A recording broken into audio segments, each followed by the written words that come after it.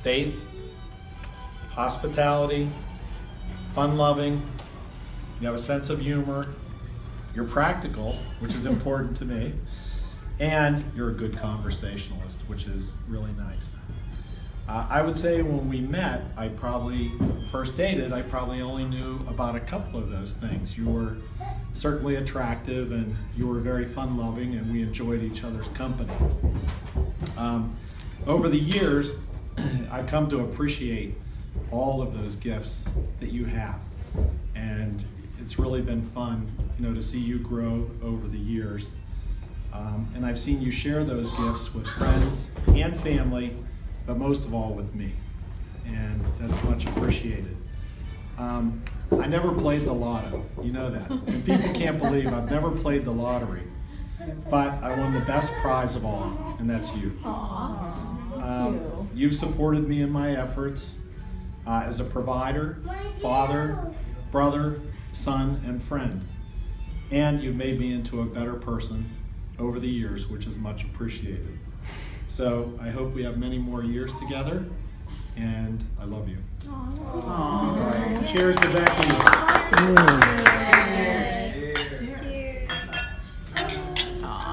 Thank you, dear. Oh, good night. John has laryngitis, so I don't know if I have laryngitis, but we sorry. heard it all. Ching ching. Scotty and I acted when we were younger, and I wonder how she made it through without going insane. I think back to when we were little and my dad was starting his company and working long hours while she was at home with the three of us, and this had to have been long, trying days. I know this now because I have had those long days with Ezra and Faith. I think about the summers when she took us to the pool, the park, arranged play dates, birthday parties, and the like, and think, man, my mom had some energy. I'm lucky if I can get to one event per day. And a staple of my childhood was delicious home-cooked meals like spaghetti, beef brisket, and vegetable soup.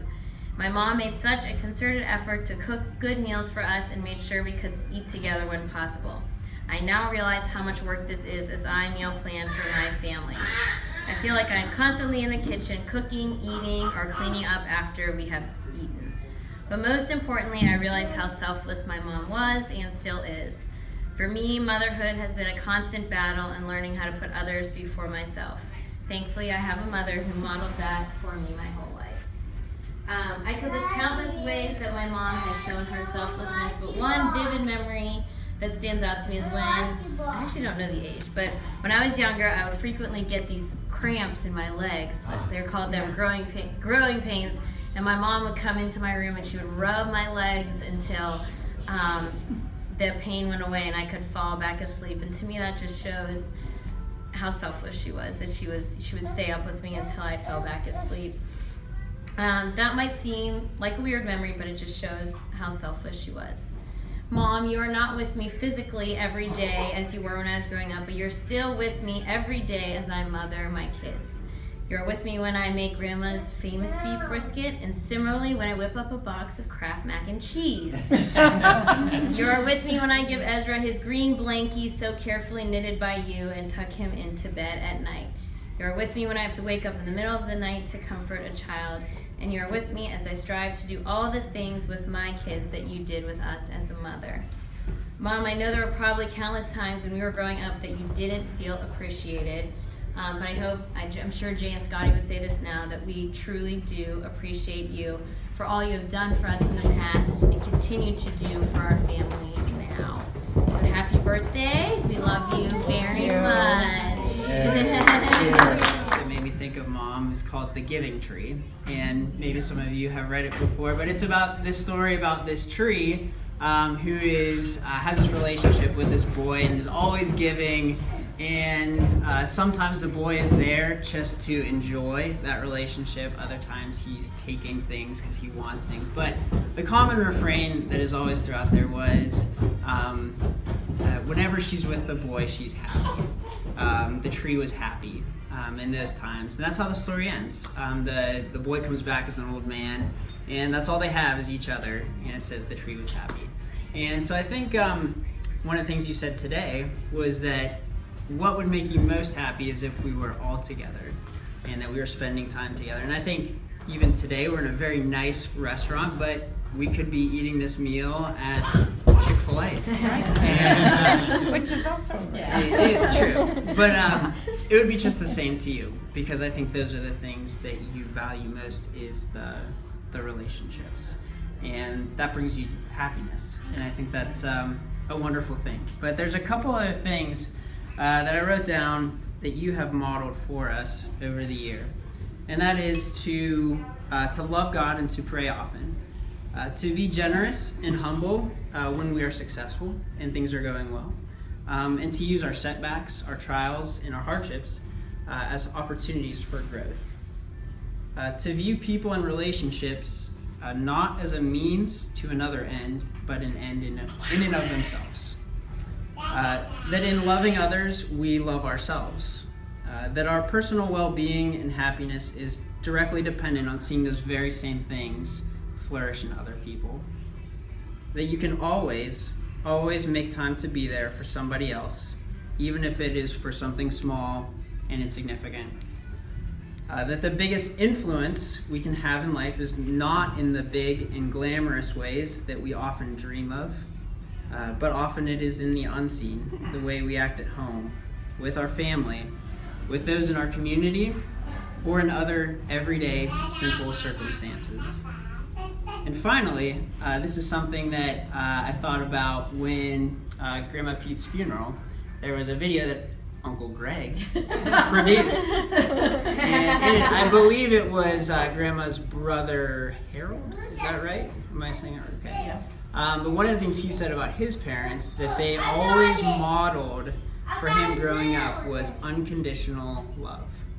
That was something that they had always experienced. And I think that was, Grandma always used to talk about a spiritual legacy, something that was passed on from generation to generation. And that was something that Grandma and Harold, they received from their father, and you received from your parents. And I think that all of us receive that as well, was the feeling of unconditional, unmerited love.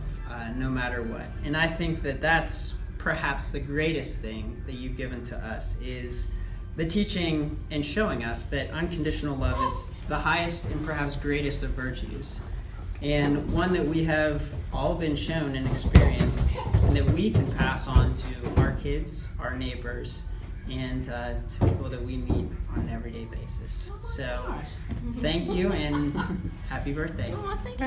Hey, wow. Love you. Mwah.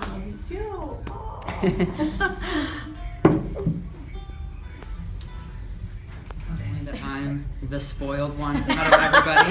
You are. And so, if there's anyone that points this out the quickest, it's Kristen. And if Kristen ever thinks that I'm treated favorably in a situation, my dad always justifies it with, well, you get to have more time with us. Because More she's years. had more years with my parents. She often responds with a roll of the eyes. So this made me think, Mom, as of today, you have been on Earth for 21,915 days. That's the math in you. Yeah. Of those days, I have been around for 10,026 of them, which is approximately 45.75% of your life. Now, I know there was a Becky Yanak before me, and I'm always curious as to whether or not we would be friends if we were the same age growing up. While I've heard rumors about what you were like back in the day from various sources, I will never know what the other 54.25% of your life was like. What I do know is that you have been around for 100% of my life. Because you have been more than just present in my life, numbers and quantity can't do justice to explain all that you mean to me. But I will try to list a few things that I am especially grateful for. As I was looking through some old pictures last night, I was becoming nostalgic, thinking about what a great childhood we had, and we definitely did. You and Dad made sure we had a worry-free life with a safe home and 2 loving parents. You put up with our annoying tendencies and loved us through some of the most annoying and tough stages of life. Thank you for doing that. You made sure that we were engaged in a lot of different activities. We tried different sports and musical activities. Some of them you tried to teach, like piano and skiing, but we all know that evoke a lot of emotion. Didn't work out. Regardless, you helped me discover some of the gifts which I still use to this day, and thank you for doing that. You were very supportive and active throughout my educational journey and still are to this day. You and Dad provided an excellent foundation throughout my adolescent years and paid for my college so that I could start my life after college debt-free. While you continue to educate me through answering my life questions, I know you have also learned some things from me. You've instilled the willingness of being a lifelong learner in me, and because of that, I never want to stop learning. Thank you for that. Mom and I also have had some very soulful conversations. She knows how to listen and knows what I mean, especially when I do not express my thoughts in the most coherent way. Since I moved to Detroit, she has been a great listener as I try to make sense of the world around me. Mom knows when to listen and when to push my thinking. Thank you for doing that. You have also been a woman of faith and have instilled that in us at a very early age. The church was always a staple in our lives, and as a result, there were many mentors, coaches, and other adults who reinforced the work you were already doing. You always taught us to take refuge in the Lord and you have been a spiritual mentor to my individual faith by praising with me, praying with me, and engaging in conversation with me. Thank you for doing that. Lastly, as a result of you living out your faith, you have taught me to give back to the community and treat every person with respect just as Christ would. Your constant involvement in several different church activities such as kids ministries, feeding the homeless, MOPS, playing the piano, and sitting in meetings has provided a stable force in the Bethany community. Outside of church, you started a Bible study with your neighborhood friends, fed the homeless, cooked for the Mumford tennis team, and started a fundraiser for the girls' tennis team so they could have sports bras. Most importantly, I have watched since a very young age how my mother treats people. You have shown love to those who may be difficult to love at times while treating them with respect. And you have a very gentle and calm spirit to those who need it. Thank you for showing me what that looks like. I know I've only known you for 45.75% of your life, but the good news is that percentage will continue to rise with each day of your life, and I'm looking forward to the many more memories to come while it does.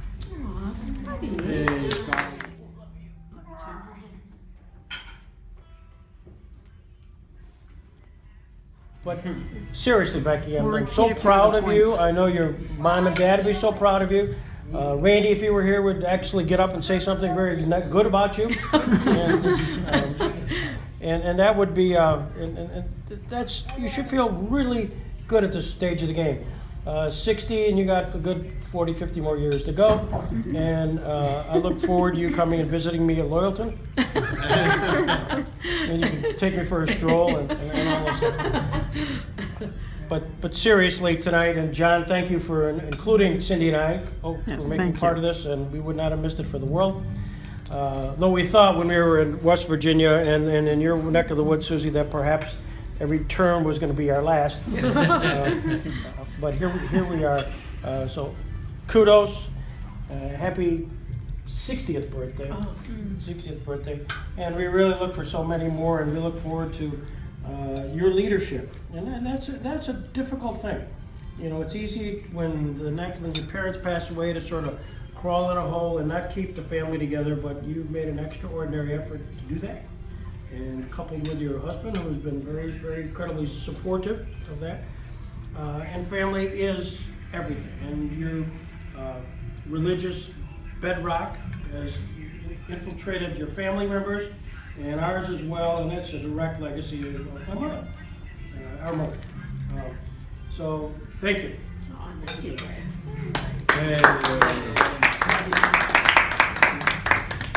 Sister. So, although I love Greg very much, my first inclination about what's the rest of this crew like was through Becky. Becky was very, very easy to fall in love with. We hit it off. I agree with John. Her practical sense, her spirit of generosity, her love of family, her inclusion is just remarkable. And I know that I had a tough row, as John will attest, because we were non-Swedes in a Right. Swedish family. Didn't like meatballs. I knew we were not going to be accepted maybe as readily. I think you got off probation before me. Well, only that it was through Becky. Yeah. Through Becky, there was divine intervention. So thank you. I love you. I've loved you then, love you now. Thank you. You're the best sister-in-law I could hope for. There. So she comes the whether you closest. like it or not. Comes into your life. Yeah, I mean, she has always been there for me, has been wonderful to my children, helped us through, my family's selling the house and us fixing it up, and when we thought we would fall apart, she hung in there with us, and I couldn't be more grateful for all you've done for me. You always make me feel like family, and our Thanksgivings are, my kids just, that's the highlight of their life. So I just appreciate all you are to me, and Thank I love you.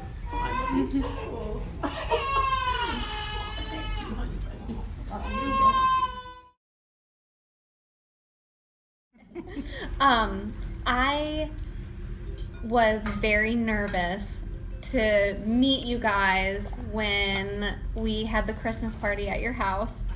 And I was like, I just didn't know what to expect. And I was very anxious, and I just felt like this warm presence as soon as I met you. And as we've been married for 6 years, almost 7, that warmth has just gotten warmer, and it's just I've seen and heard people who you don't even know would mention things that you've done. We've talked about the acts of service, and I work with Caroline, and she said, oh well, just the warmest things about you, and you're always there for everyone in the most humble and quiet ways. And we've seen that just in the way you work with the family. Always the first, hey, come over, or I'll be there. And you're always there for everyone.